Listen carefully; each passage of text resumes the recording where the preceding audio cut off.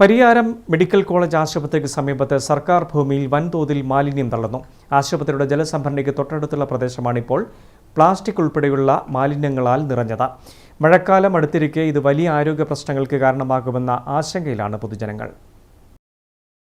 Pariyaram medical college ആശുപത്രിയുടെ ജലസംഭരണിയോട് ചേർന്ന് കിടക്കുന്ന സർക്കാർ ഭൂമിയാണ് ഇപ്പോൾ മാലിന്യങ്ങളുടെ നിക്ഷേപ കേന്ദ്രമായി മാറിയിരിക്കുന്നത്.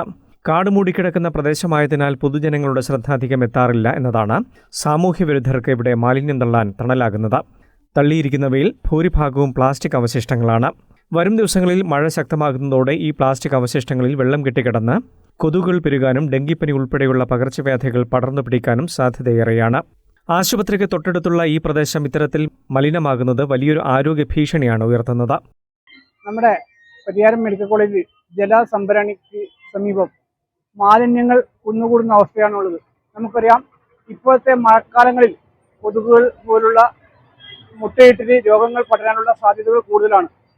ഈ വിഷയത്തിൽ ബന്ധപ്പെട്ട അധികാരികൾ എത്രയും പെട്ടെന്ന് ഇടപെട്ട് ഇതിന് ശാശ്വത പരിഹാരം വേണമെന്നാണ് ഈ വിഷയവുമായി ബന്ധപ്പെട്ട് പറയാനുള്ളത്.